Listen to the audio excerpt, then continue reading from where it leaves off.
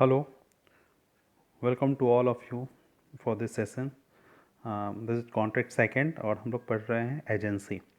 Agency के अंतर्गत हमने पिछले क्लास में हम लोग देख चुके हैं एजेंसी क्या होता है और एजेंट एंड प्रिंसिपल के बारे में। आज हम ये देखेंगे कि क्रिएशन ऑफ एजेंसी क्या है, कैसे एजेंसी को क्रिएट किया जा सकता है, एजेंसी किस किस प्रकार से क्रिएट होती है। इसके लिए जो क्रिएशन ऑफ एजेंसी है उसमें सेक्शन 186, सेक्शन 187, 189 और भी सेक्शंस हैं जिसमें ये बताया गया है कि एजेंसी किस प्रकार से क्रिएट किया जा सकता है।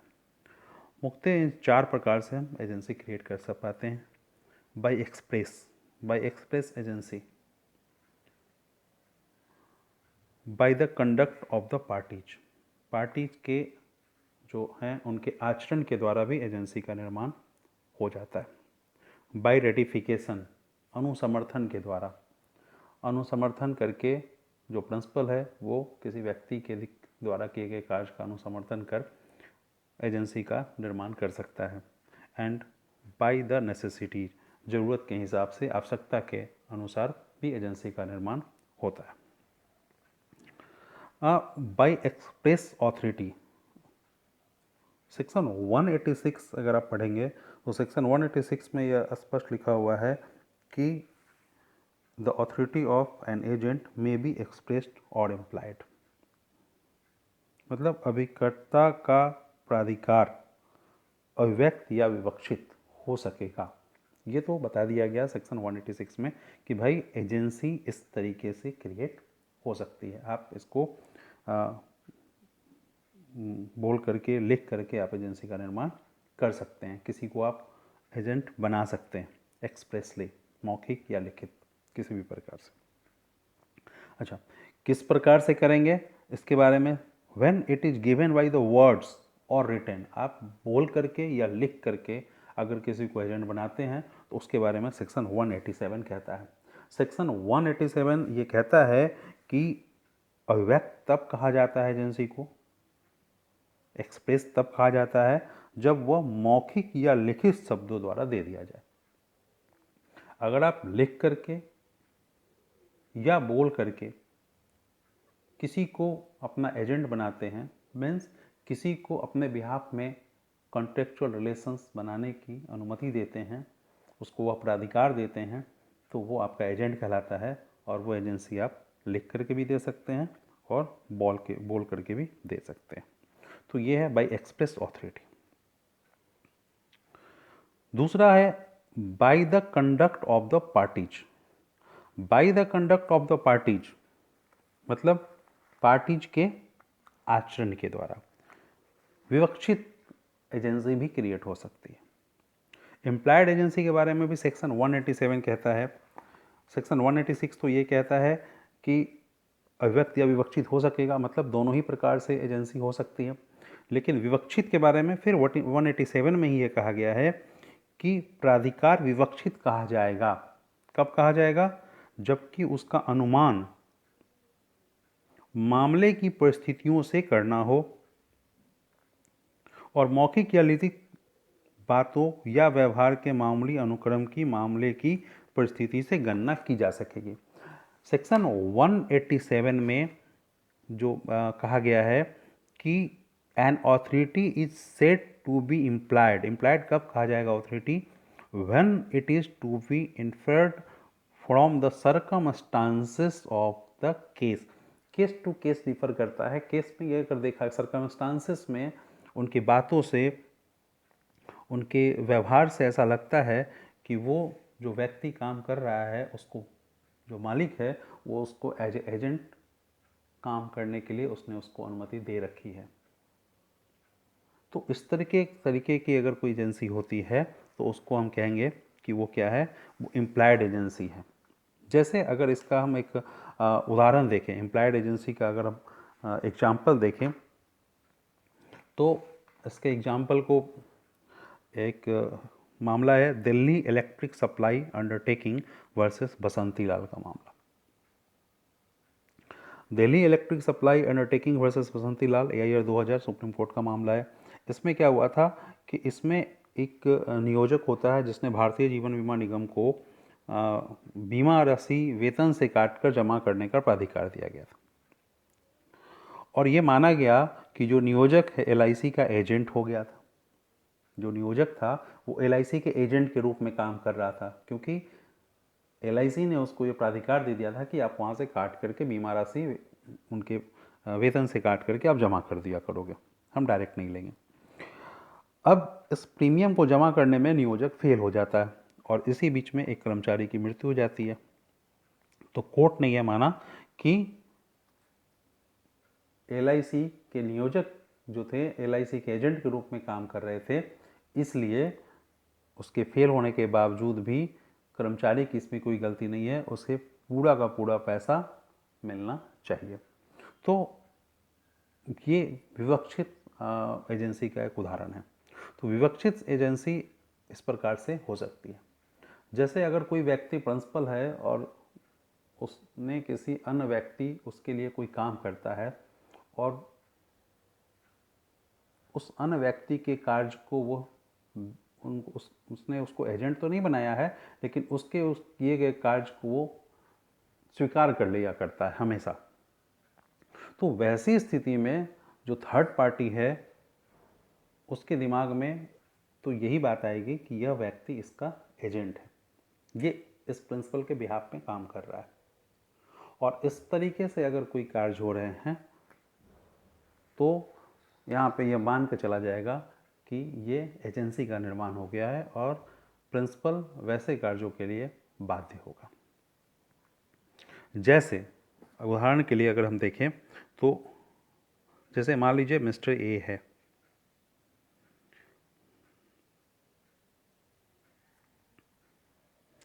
सॉरी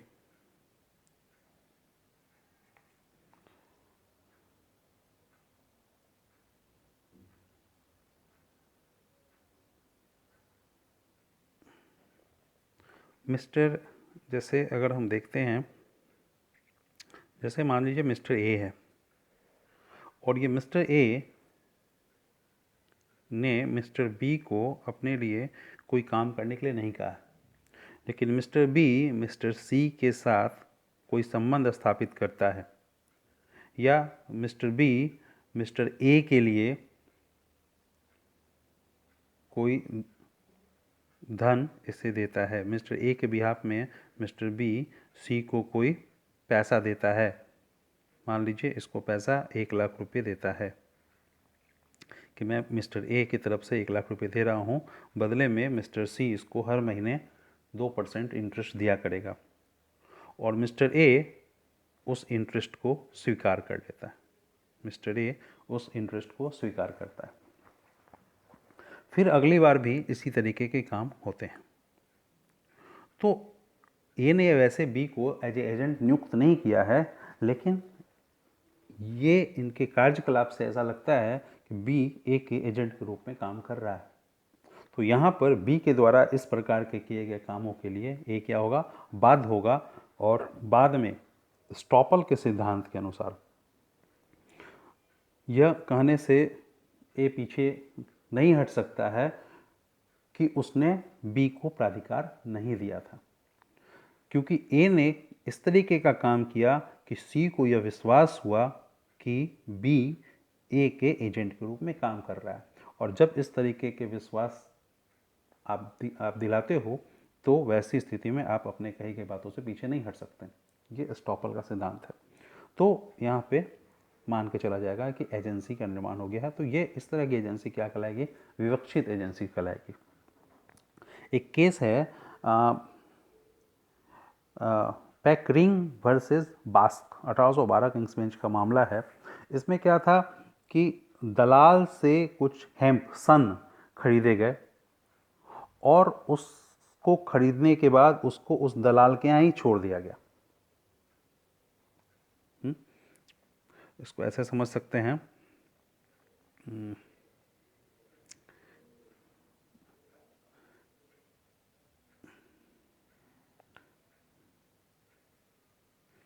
मिस्टर ए ने एक बी है और बी क्या है, दलाल है। इस दलाल के यहाँ से ए ने बी के यहाँ से क्या किया, कुछ सन खरीदा, हेम्प खरीदा, HEMP हेम्प, और इसको खरीदने के बाद जो सन था उस सन को बी के पास ही छोड़ दिया, बी के पास ही छोड़ दिया। अब बी ने क्या किया, बी का यह काम ही था कि सन को बेचना और खरीदना, ये उसका काम था। जो भी कोई उसके पास सामान छोड़ता था तो उसको बेचता भी था। तो दलाल ने क्या किया, उसको मिस्टर सी से बेच दिया। जो ए ने बी से खरीदा था और उसके यहाँ ही छोड़ दिया था, बी ने उसको पुनः सी से कुछ मूल्य पे क्या किया, बेच दिया। अब जो ये ए है, ए ये नहीं कह सकता कि वो इस सन को सी से नहीं बेचेगा। ए सी को यह अधिकार नहीं है कि वो उस माल को खरीदे। क्यों? क्योंकि ये जो सन है ये मेरा है, ए का है, और इसे बेचा किसने, बी ने। ऐसा ए नहीं कह सकता। क्यों नहीं कह सकता? क्योंकि चूंकि बी का काम ही था बेचना और खरीदना, और ए के द्वारा उसको उसके यहाँ छोड़ देना, एक विवक्षित संविदा का निर्माण हो जाता है। और यहाँ पे विवक्षित रूप से यह समझा गया कि ए ने बी के पास इसलिए छोड़ा क्योंकि बी इसको बेचे। मतलब ए ने बी को प्राधिकार दिया बेचने का। मतलब ए ने बी को अपना एजेंट बनाया कि आप उस सन को बेच दो। तो एज ए एजेंट जब बी ने उसको सी को बेच दिया तो ए अपने एजेंट के द्वारा किए गए प्रत्येक कार्य के लिए क्या है, बाध्य है। और बी की जो संविदा सी के साथ हुई वो संविदा ए पर भी बाध्यकारी है। क्यों? क्योंकि प्रिंसिपल एजेंट के द्वारा किए गए किसी भी काम के लिए, किसी भी संविदा के लिए जो वो तीसरे किसी व्यक्ति के साथ करता है, उसके लिए प्रिंसिपल क्या होता है, बाध्य होता है। तो ये मामला था यहाँ पर। ठीक है। Agency by the necessities, agency necessities से भी उत्पन्न होते हैं। सेक्शन 189 इसके बारे में बात करता है कि क्या है सेक्शन 189, इसको आप एक बार देखते हैं। सेक्शन 189 कहता है कि अभिकर्ता को आपात में यह प्राधिकार है कि हानि से अपने मालिक की सुरक्षा करने के प्रयोजन से सारे ऐसे कार्य करे जैसे मामूली प्रज्ञावान वाला व्यक्ति अपने मामले में करेगा। अपनी परिस्थिति में अगर उसके साथ ऐसा होगा तो वो करेगा। An agent has authority in an emergency to do all such acts for the purpose of protecting his principal from loss as would be done by a person of ordinary prudence in his own case under similar circumstances. तो to protect his principal from loss, अपने principal को loss से बचाने के लिए एक जो है एजेंट है वो क्या करता है, वो नेसेसिटीज के आधार पे इस तरह के एजेंसी का क्रिएशन कर सकता है। जनरली इस तरह की एजेंसी जो समुद्री व्यापार होते हैं वहाँ पे किया जाता था। उस समय जो पहले बहुत व्यापार होते थे, समुद्र से जहाज़ से कोई सामान जा रहा है और जहाज़ में कुछ इस तरह की खराबी आई कि वो जहाज़ समय पे नहीं पहुंच सकता है, और वो सामान इस प्रकार का है कि उसे आप वो बहुत जल्द नुकसान हो जाने वाला है। तो वैसी स्थिति में अगर कोई जहाज़ रास्ते में है और वो माल जिस स्थान पे पहुंचना है वहाँ वो अगर 2 दिनों में पहुंचना था, अब वो 10 दिनों में पहुंचेगा, तो बीच में जहाँ जहाज़ रुका है वहाँ पे अगर उस सामान को बेचने का प्राधिकार तो नहीं है उसके पास, एजेंट के पास, या उस जहाज़ वाले को, चूँकि वो एजेंट नहीं है, लेकिन फिर भी वो उसको क्या करता है, बेच देता है।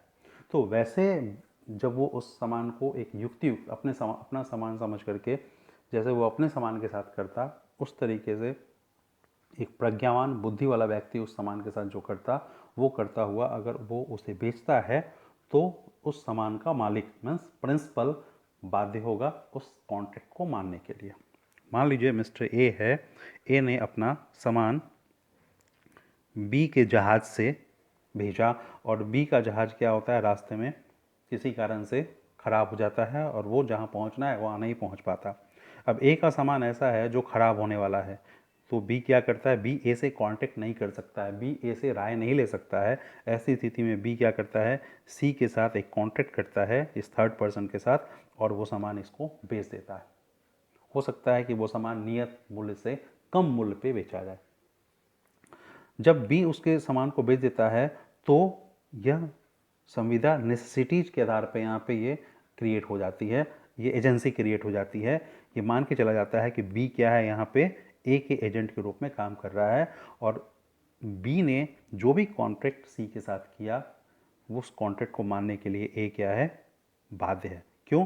क्योंकि प्रिंसिपल एजेंट के द्वारा किए गए किसी भी संविदा को मानने के लिए बाध्य होता है। ये है आपका नेसेसिटीज के आधार पे जो संविदा उत्पन्न होती है उसके बारे में।